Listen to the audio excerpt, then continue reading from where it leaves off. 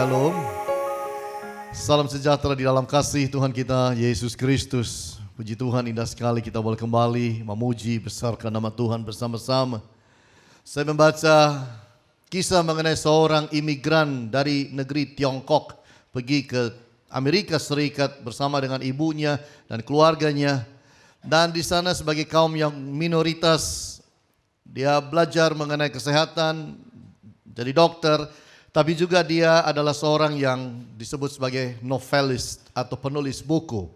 Beberapa buku yang bagus dia tulis, dan itu sebabnya dia juga diinterview oleh The New York Times karena bukunya itu menjadi buku yang disebut nomor 4 paling top pada saat itu di Amerika Serikat. 4 top bestseller. Lalu dengan senang hati dia diinterview karena dia menulis buku mengenai kaum imigran. Dia tulis buku mengenai kaum minoritas yang ada di Amerika Serikat. Waktu dia mencapai menjadi nomor 4 bukunya, top bestseller nomor 4 di Amerika, dia pulang dan bawa kabar gembira ini kepada mamanya. Dengan semangat antusias dia bilang, "Mama, saya punya buku sekarang menduduki nomor 4 paling top di Amerika Serikat." Dia berharap mamanya ikut antusias. Mamanya tenang, cool. Mamanya tidak seantusias dia dan mamanya bilang begini, "Kenapa nomor 4? Siapa yang nomor 3? Siapa yang nomor 2? Siapa yang nomor 1? Dengan ini saja mengertilah sang anak si Emitan. Mamanya itu punya tuntutan yang jauh lebih besar. Jauh lebih tinggi daripada yang dia sudah capai. Dia boleh bersuka cita, tapi mamanya mau pencapaian yang lebih tinggi dari semua itu. Dalam dunia ini bukankah kita dituntut? Banyak tuntutan. Kita dituntut untuk jadi lebih baik. Kita dituntut untuk lebih berkualitas, kita dituntut untuk jadi lebih pintar, kita dituntut untuk lebih sukses, kita dituntut lebih maju. Tuntutan itu gak kelihatan, tapi kita rasakan. Istri bisa nuntut suaminya, "Papa ini kok gini-gini terus saja. 20 tahun ya gini-gini aja." Tetangga itu loh, baru kerja sedikit sudah kaya. Tuntutan macam-macam, orang tua kepada anak. "Kamu kok gak pinter-pinter sih? Guru sudah habis 3 masih gak pandai-pandai." Tetanggamu yang juara, kamu kok gak juara? Tuntutan itu banyak. Di perusahaan juga tuntutan demi tuntutan untuk kita lebih profesional, kita jadi mencapai lebih bagus. Apalagi kalau yang bergerak dalam dunia marketing. Saudara mengertilah itu. Selalu diberikan target yang melampaui apa yang kita bisa pikirkan dan bayangkan bahwa itu masuk akal untuk dicapai. Tapi itulah yang namanya tuntutan. Setiap kita mengalami tuntutan yang lebih hari, lebih tinggi di dalam diri kita. Bahkan ada orang-orang tertentu yang memasang target dan tuntutan untuk dirinya sendiri yang tinggi. Kenapa? Karena semua kita ingin hidup berkemenangan. Amin. Semua kita ingin hidup itu berkemenangan. Nah, hari ini saya ingin bawa kita melihat mengenai firman Tuhan dengan tema total victory. Kemenangan total, kemenangan penuh, kemenangan yang utuh. Total victory. Kalau kita belajar mengenai menang terhadap sakit penyakit, menang terhadap godaan setan, menang mungkin terhadap serangan-serangan ataupun masalah-masalah yang datang silih berganti. Saya rasa semua kita sedang mengalami itu atau bisa menang atas semua itu. Tapi saya ingin bawa kita melihat total victory dari sudut pandang yang berbeda. Kemenangan dari sudut pandang yang mana Paulus alami dalam hidup. Dan saya rasa kita perlu belajar mengalami itu dalam hidup kita. Total victory kita mau lihat dari sudut pandang Paulus. Karena banyak orang Kristen jatuh bangun dalam urusan beberapa poin yang saya akan beberkan. Itu sebabnya kalau saudara itu pelajari firman, baca bersama-sama dengan saya, kita harapkan kita dapat sesuatu yang baru untuk kita maju, untuk kita berjalan, untuk kita bertumbuh, untuk kita didewasakan. Mari kita lihat bersama-sama kemenangan yang seperti apa yang patut kita contoh dari Paulus, yang mungkin kita tidak pernah pikirkan. Yang pertama adalah kemenangan untuk lepas dari arogansi dunia. Untuk di mana kita hidup berkemenangan terhadap keangkuhan hidup, kesombongan hidup. Karena orang yang hidup sombong, hidup arogan, hidup angkuh itu adalah orang-orang yang belum berkemenangan. Mereka pikir mereka menang, tapi itu salah. Filipi pasal 3. Filipi pasal 3 ayat 3 sampai 14, tetapi saya akan bacakan ayat 3 sampai 6 di dalam poin yang pertama. Karena kitalah orang-orang bersunat yang beribadah oleh Roh Allah dan bermegah dalam Kristus Yesus dan tidak menaruh percaya pada hal-hal lahiriah. Sekalipun aku juga ada alasan untuk menaruh percaya pada hal-hal lahiriah. Jika ada orang lain menyangka dapat menaruh percaya pada hal-hal lahiriah, aku lebih lagi disunat pada hari ke-8. Dari bangsa Israel, dari suku Benyamin, orang Ibrani asli. Tentang pendirian terhadap hukum Taurat, aku orang Farisi. Tentang kegiatan, aku penganiaya jemaat. Tentang kebenaran dalam mentaati hukum Taurat, aku tidak bercacat.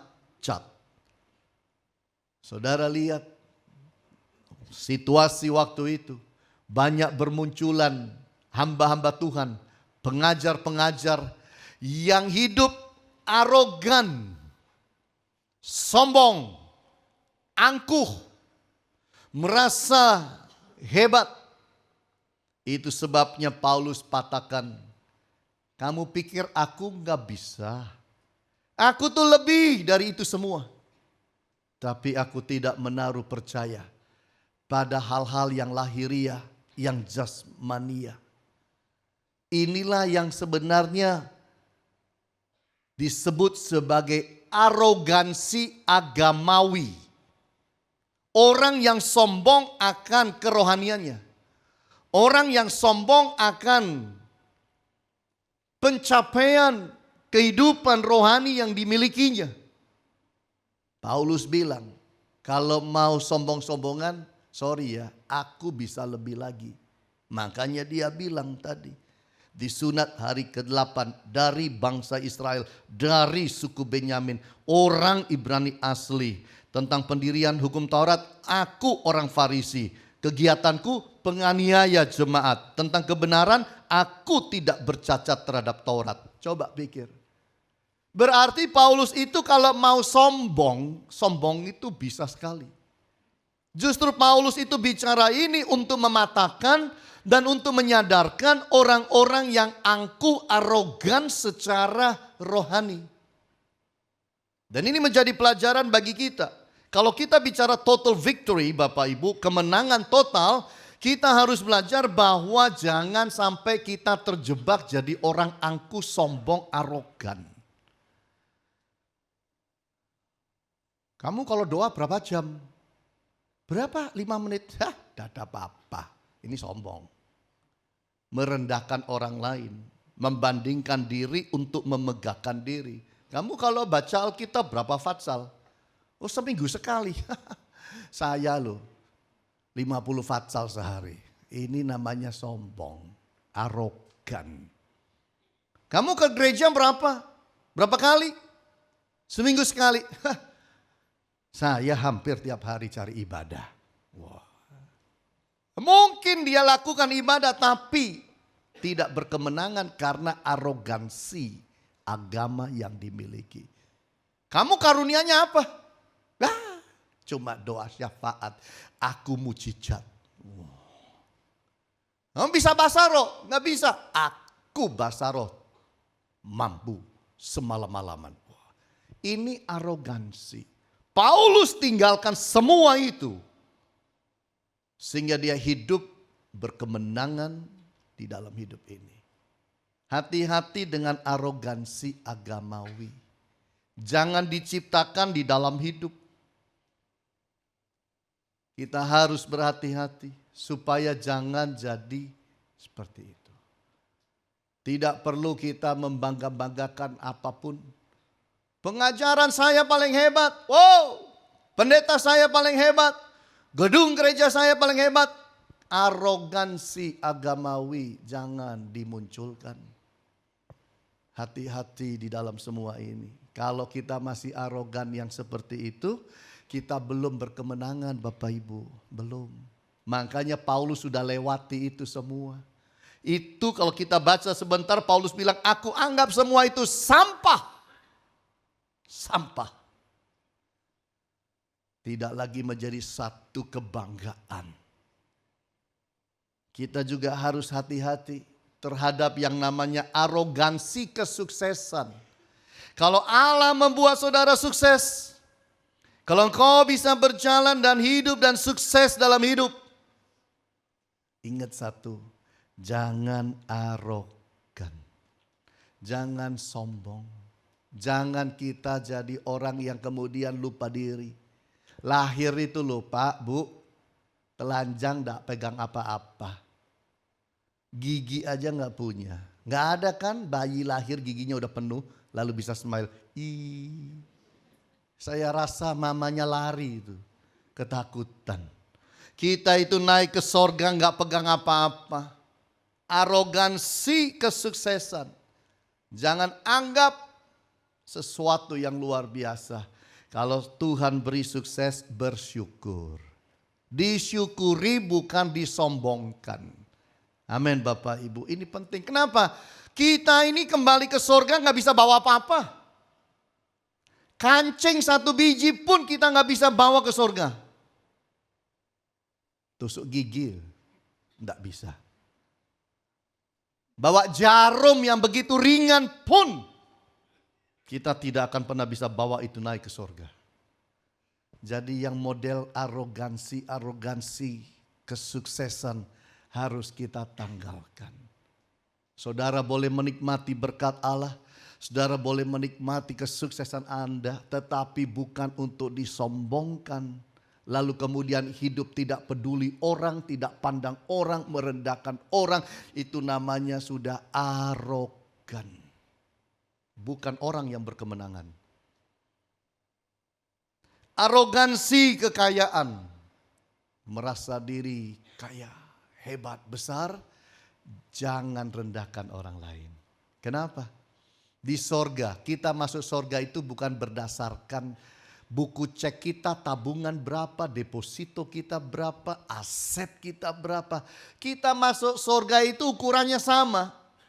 Darah Yesus, kenal Yesus, terima Yesus sebagai Tuhan Juru Selamat.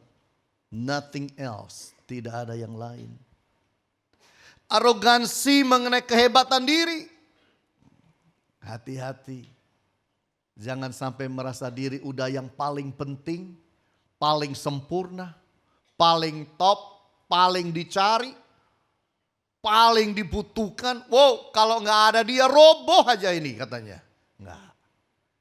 Justru kalau Tuhan bawa kita jadi orang-orang yang dipakai luar biasa dalam dunia, dalam pelayanan, justru harus apa? Rendah hati. Amin gak Bapak Ibu? Ini rendah hati itu semakin hari Bapak Ibu semakin langka di dunia. Sungguh. Semakin hari namanya rendah hati semakin langka. Saya membaca di kisah di Wall Street Journal, Amerika Serikat punya koran. Dikatakan bahwa zaman sekarang ini dunia itu perusahaan-perusahaan multimiliar dolar itu mencari eksekutif-eksekutif yang rendah hati. Loh, bingung saudara.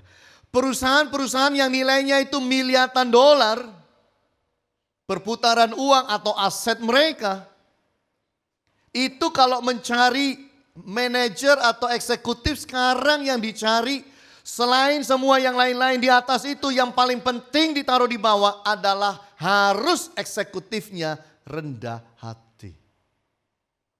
Lalu ditanya, kenapa? Kenapa kok cari eksekutif itu bukan cuma pandai, punya pengalaman, segala macam gini. Tapi kenapa kok paling bawah itu dan digaris bawahi sebagai yang paling penting harus rendah hati? Lalu mereka jawab, eksekutif yang rendah hati itu bisa mendengar pimpinan. Dia tidak melawan, dia mau patuh dengan baik. Eksekutif yang rendah hati itu bisa mengakui kalau buat salah. Karena banyak orang sudah di dalam tingkatan yang sangat bagus, bikin salah justru ditutupi, cover up. Bikin salah ditutupi, bikin salah yang disalahin anak buah, yang disalahin kiri kanannya. Tapi kalau yang rendah hati, mereka bisa mengakui kesalahan. Dan kalau mereka akui, maka perusahaan tidak dirugikan jauh. Tapi kalau ditutup-tutupi, lalu menyalahkan orang lain, itu budaya di dalam perusahaan jadi kacau. Jadi orang-orang yang seperti ini yang dicari. Kalau eksekutifnya itu rendah hati, dia bisa mengampuni orang lain. Aneh ya. Bukan gereja loh ini. Bukan yayasan organisasi Kristen ini. Tapi ini adalah perusahaan miliaran dolar sekarang di Amerika. Yang dicari adalah karakter rendah hati. Saudara tahu kalau kita bicara rendah hati itu nggak bisa dipalsu atau nggak bisa dibuat-buat. Betul. Kebaca. Kecium. Mau pura-pura rendah hati sampai berapa lama? Sulit. Karena rendah hati itu bukan bicara kata-kata. Buah pikiran, keputusan, kebijakan. Dan juga behavior, tindakan, perilaku.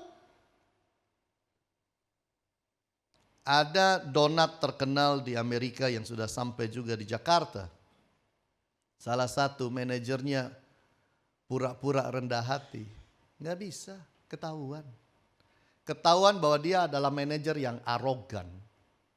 Dan dia dikeluarkan karena itu. Saudara yang Tuhan Yesus kasihi, rendah hati itu penting. Tuhan Yesus aja rendah hati. Kita harus hidup dengan orang dan menjadi orang yang rendah hati. Orang sombong itu parfumnya beda, wanginya beda. Sombong dia orang.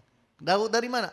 Ngomongnya lo, sorot matanya lo, cara lihatnya lo, senyumannya lo, sinis banget. Merendahkan orang, ngeliatin orang dari atas sampai bawah, bawah sampai atas, atas sampai bawah.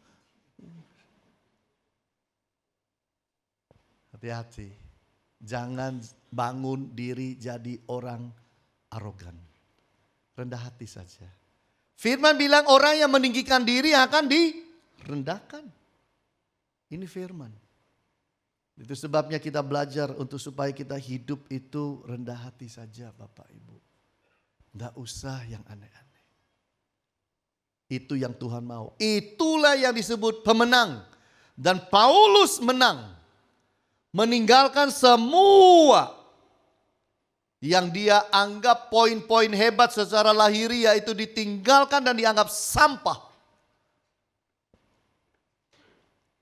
Mari kita hidup lebih hari lebih rendah hati. Semakin penting saudara, semakin rendah hati. Semakin diberkati, semakin rendah hati. Amin. Jangan sampai jadi orang lupa diri. Kamu tidak tahu saya siapa ya? Loh, kalau Bapak aja gak tahu Bapak siapa, bagaimana saya tahu Bapak siapa? Iya kan sama. Nggak tahu saya siapa ya? Loh, Bapak lupa Bapak siapa? Repot gitu ya. Itu saking tingginya sampai lupa siapa dia. Bahaya itu Bapak Ibu. Dan kalau kita rendah hati itu adalah sesuatu yang saudara boleh doakan. Minta supaya Tuhan kasih rendah hati. Tetapi sesuatu yang tidak boleh disaksikan. Kalau minta tolong disembuhkan, setelah sembuh boleh bersaksi. Kalau minta mobil lalu Tuhan kasih mobil, setelah dapat mobil boleh saksi. Kalau minta rumah lalu Tuhan kasih rumah, setelah dapat rumah boleh saksi. Tapi kalau minta rendah hati setelah dapat tidak boleh saksi. Kalau saksi jadi aneh masalahnya. Bapak Ibu yang Tuhan Yesus kasihi, saya ini seumur hidup orangnya sombong sekali. Tapi minggu lalu setelah saya berdoa minta kepada Tuhan supaya saya diberikan kerendahan hati. Saudara, kemarin malam saya mendapatkan rendah hati. Dan saya sungguh merasakan saya manusia yang paling rendah hati. Lah ketok sombong ya malian. Betul, jadi kelihatan sombong. Makanya saya bilang rendah hati itu sesuatu yang kita bisa minta tapi tidak bisa disaksikan. Biar aja orang menikmati kalau saudara itu rendah hati. Lepas dari arogansi duniawi. Yang kedua, bicara mengenai total victory adalah kita bicara mengenal Allah dengan cara yang benar. Mengenal Allah dengan cara yang benar. Ayat 7 dan 8. Tetapi apa yang dahulu merupakan keuntungan bagiku, sekarang kuanggap rugi karena Kristus.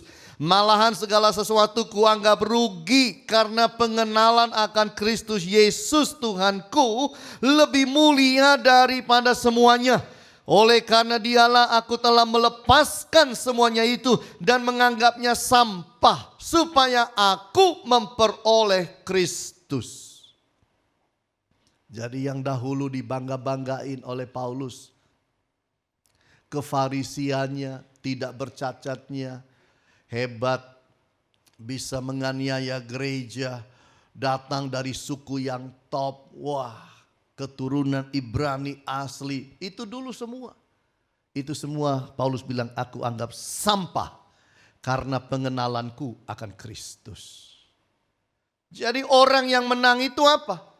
Orang yang berkemenangan adalah orang yang bisa mengenal Allah. Diberi karunia untuk mengenal Allah. Itu orang berkemenangan. Jadi mengenal Allah adalah sebuah kemenangan.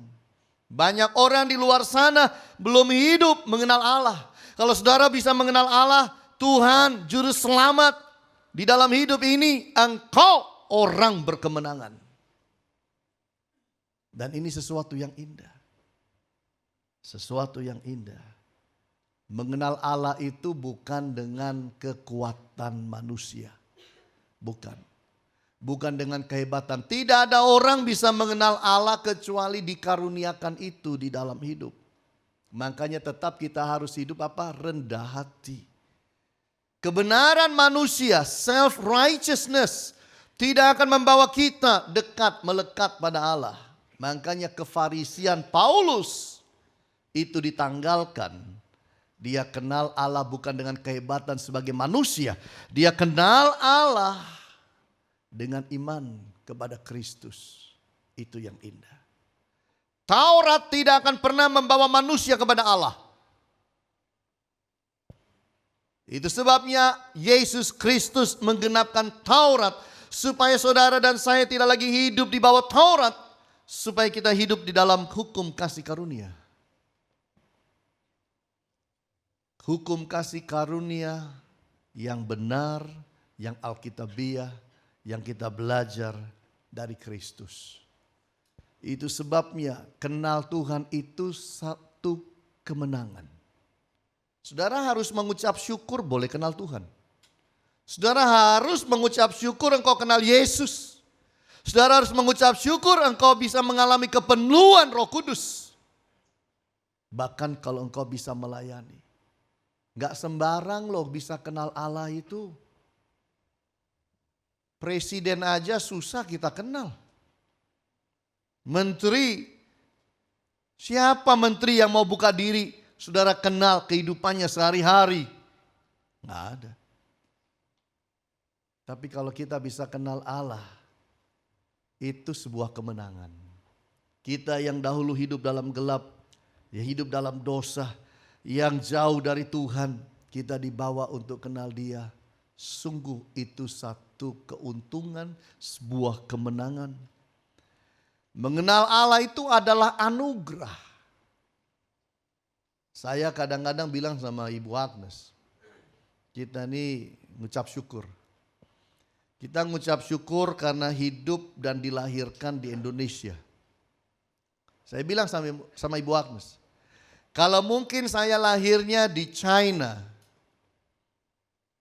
atau di Rusia, mungkin tidak kenal saya sama Tuhan. Saya itu mengucap syukur lahir di Indonesia. Akhirnya terbimbing, terpimpin kenal Kristus. Bukan berarti kalau di China tidak bisa kenal. Saya cuma mikir saya. Kalau saya mungkin tidak. Karena lingkungan. Atau kalau saya di daerah yang lain. Di Timur Tengah.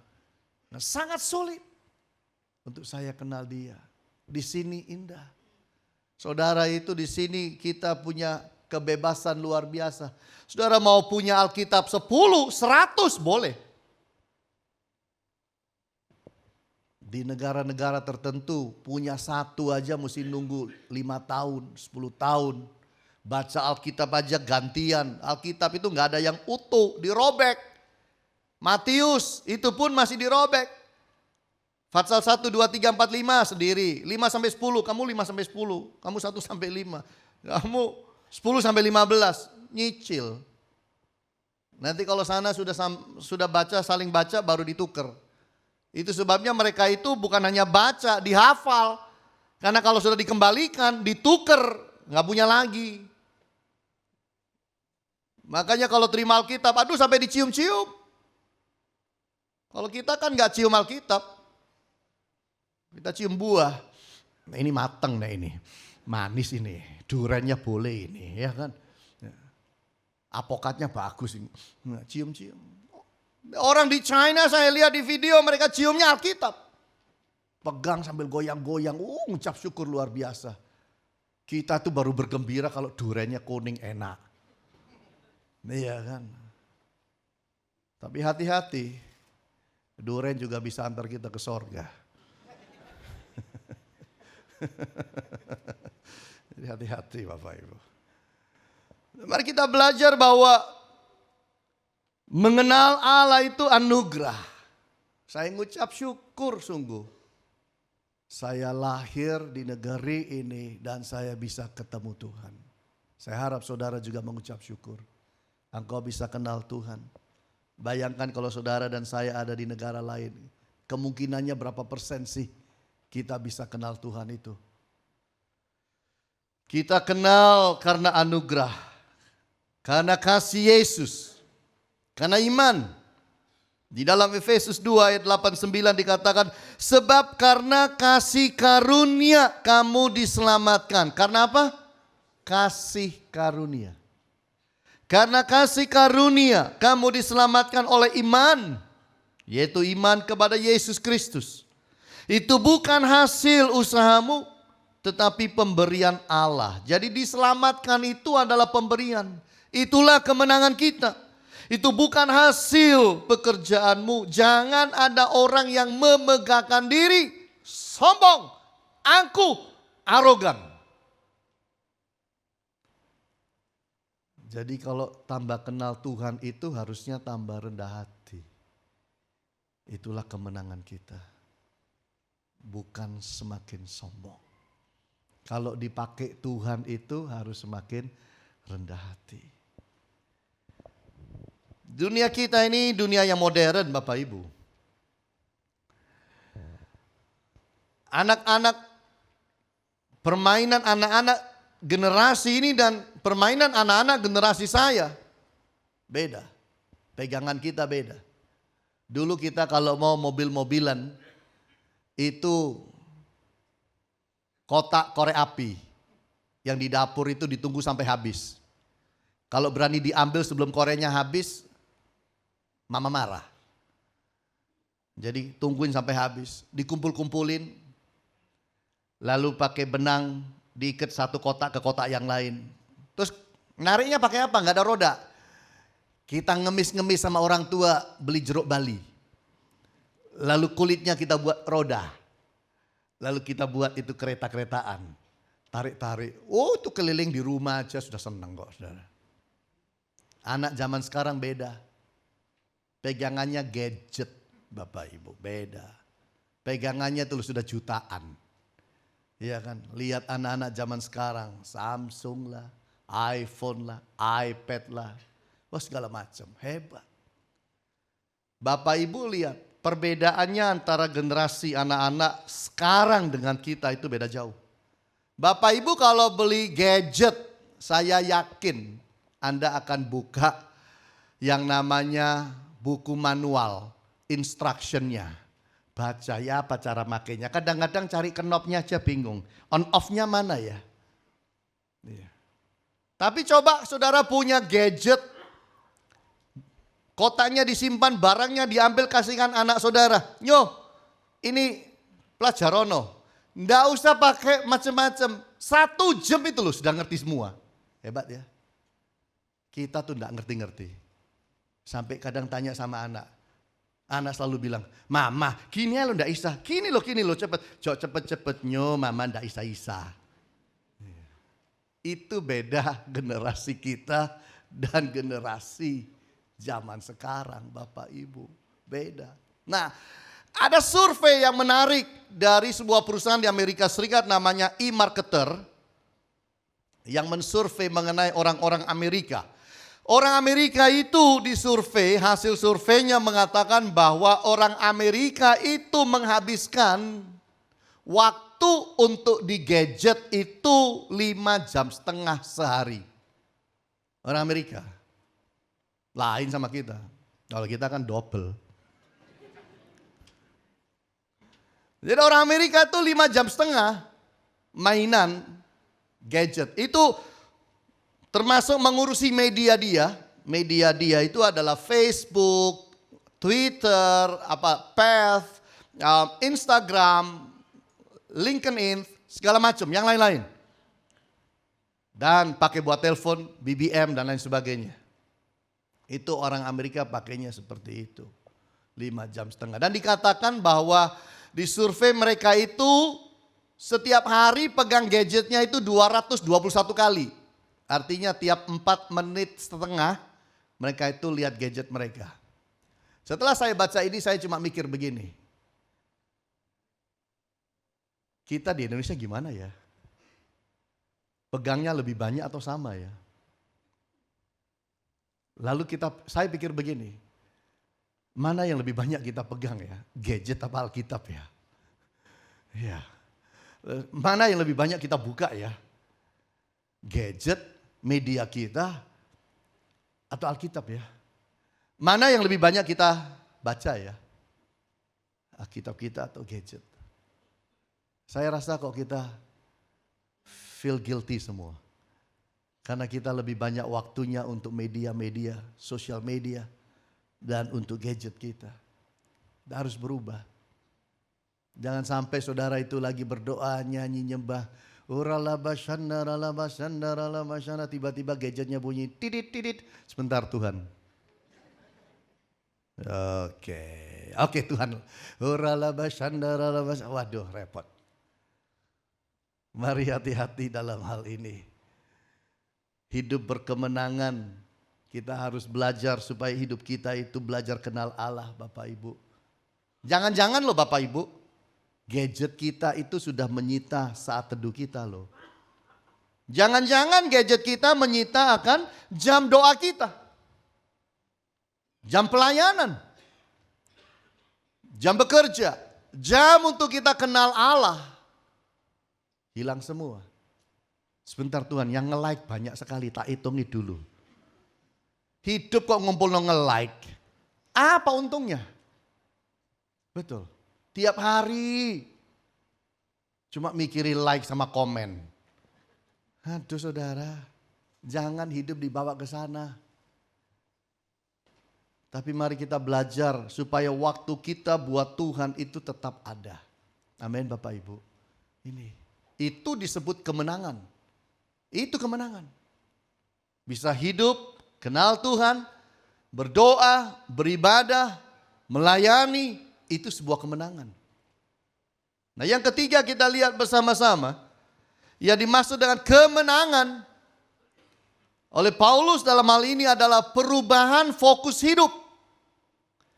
Perubahan fokus hidup. Ayat 10.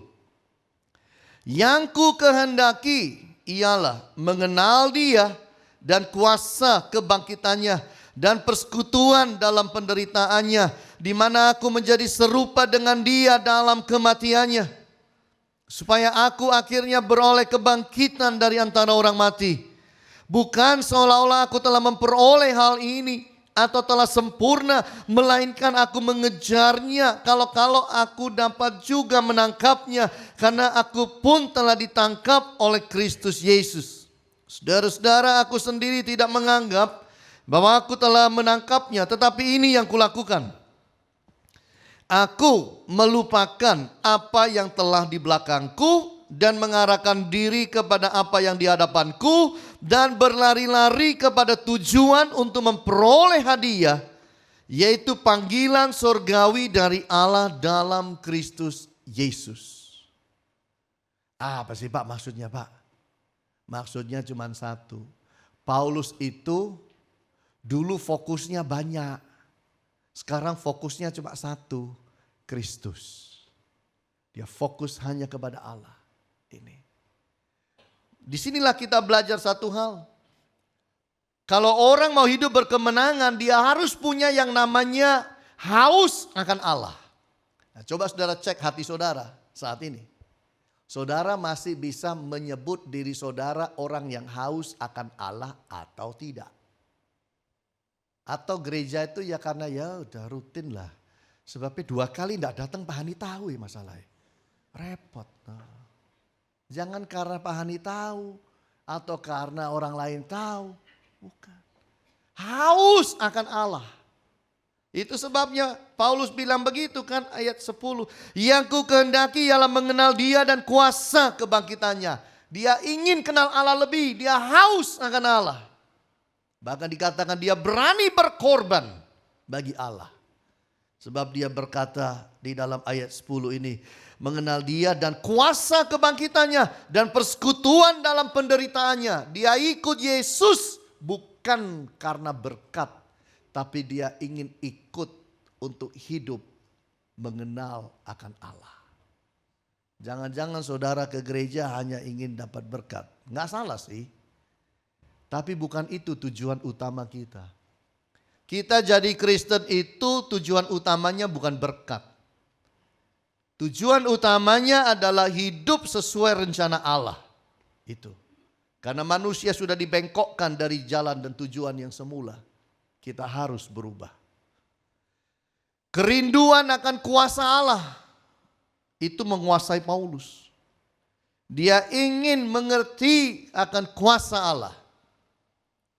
Kalau kita mungkin masih sampai kepada kepingin mengerti semua berkat-berkat Allah. Berkat terus. Tapi Paulus sudah lebih tinggi. Dia ingin mengerti mengenai kuasa Allah. Target kehidupan Bapak Ibu. Target kehidupan kita adalah harus hidup semakin hari semakin rohani, semakin berkenan.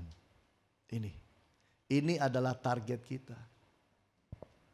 Supaya hidup kita mencontoh Paulus. Inilah yang disebut kemenangan. Fokusnya berubah.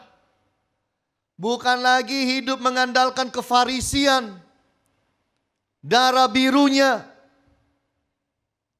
Pangkat yang dia miliki. Network yang dia punya. Surat sakti yang dia bisa dapatkan dari petinggi Yerusalem untuk menganiaya gereja. Tapi sekarang fokus hidupnya adalah Kristus. Jaga Bapak Ibu hati kita, hidup kita.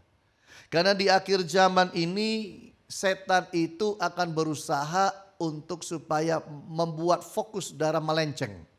Melenceng dari Yesus. Melenceng dari Allah. Ini yang kita harus jaga. Manusia itu banyak yang harusnya sukses dalam hidup. Saudara tahu kenapa tidak sukses? Karena fokusnya sering terganggu. Kerja terganggu. Ini juga bagus ya. Ini juga bagus ya. Ini juga bagus ya. Di belakang ini juga bagus. Ini loh yang tadi loh bagus. Gak dikerjain. Akhirnya kerja ini, kerja ini, kerja ini, kerja itu. Menjadi tidak fokus. Seringkali terganggu. Fokus itu penting Bapak Ibu.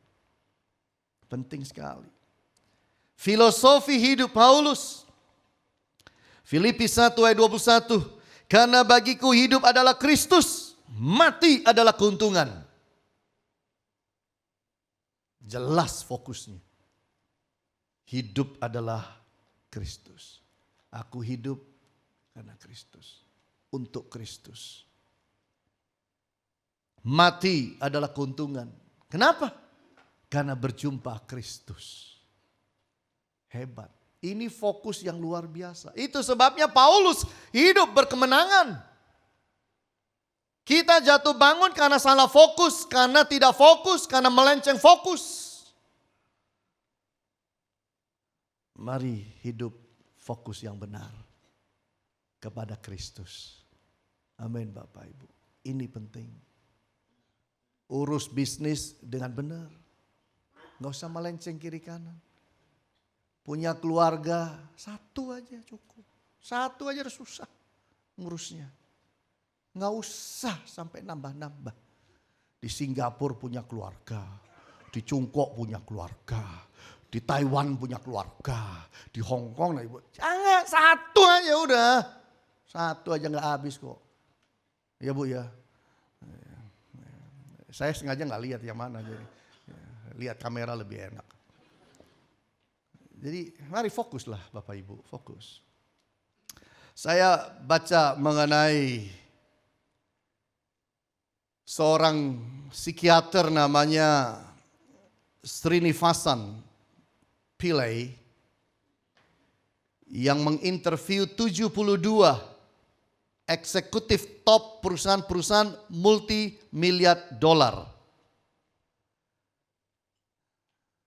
Dicek hidup mereka, interview mereka secara mendetail, lalu didapatkan bahwa 72 orang ini mengalami yang namanya burnout. Keletihan secara mental, bukan secara fisik. Letih mental. Saya berharap ketika kita mengalami perjalanan hidup, tantangan, pencobaan hidup, jangan jalan sendiri. Fokus pada Kristus yang Yesus bilang begini, marilah kepadaku semua yang letih lesu dan berbeban berat. Aku akan memberikan kelegaan kepadamu. Sambil kita jalani tugas tanggung jawab yang kita miliki dalam dunia, marilah di dalam hidup ini kita tetap fokus kepada Kristus. Sambil membangun rumah tangga, sambil kita membangun bisnis kita, sambil kita membangun kehidupan untuk bisa melayani, fokus kepada Kristus. Mari kita hidup. Hidup kita ini sebenarnya bagaikan uap. Tidak pernah tahu when we go, kapan kita pergi. But setiap hari we've got to be ready. Harus siap. Siap. Every day. Hari ini milik kita. Besok belum tentu milik kita. Hari ini. Kemarin sudah lewat. Fokus hari ini. Mari di dalam hidup saudara dan saya, kita lepaskan diri kita dari segala bentuk arogansi yang bisa menyerang hidup kita. Yesus dibawa naik ke bubungan bait Allah, lalu disuruh loncat oleh setan. Jangan khawatir, Allah akan kirim malaikat menatang, kakimu tidak terantuk batu. Kalau Yesus ikuti, orang lihat, tepuk tangan, wow. Dicobai dalam hal kesombongan, tidak berhasil. Setan tidak bisa cobai Yesus dalam hal ini. Jangan pula setan mencobai kita. Kalaupun kita dicobai, rendah hati aja. Amin Bapak Ibu, rendah hati. Orang yang hidup rendah hati itu lebih enteng hidupnya daripada orang sombong. Nah, mari kita belajar kenal Allah lebih lagi. Mari belajar fokus kepada Dia lebih lagi. Hidup ini adalah sebuah perjalanan. Mari kita jalani dengan baik bersama Kristus. Di dalam dunia ini, saudara hidup bergereja, ingat satu hal. Gereja itu paling penting pengajaran. Dapatkan pengajaran yang baik dan benar, stay with that church. Tinggal bersama gereja itu. Gereja itu bukan dinilai dari berapa AC yang dia miliki. Gereja bukan dinilai dari kursinya empuk atau enggak empuk. Gereja itu bukan dinilai dari punya LED atau enggak punya. Gereja tidak dinilai Bapak Ibu dari bentuk bangunannya. Punya lahan parkir atau tidak.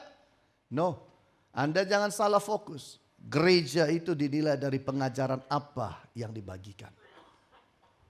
Kalau itu sudah benar, sesuai firman, sesuai Alkitab, stay Bapak Ibu. Jangan mau dikelabui setan. Lalu saudara menentukan dengan cara yang berbeda. Saya berharap kita bertumbuh bersama-sama di dalam pengajaran yang baik dan benar. Dan biarlah kita bertumbuh semuanya. Senang saya bisa melihat saudara bersama-sama di dalam ibadah. Biarlah kita setia kepada Tuhan sekarang sampai selama-lamanya. Tuhan Yesus berkati.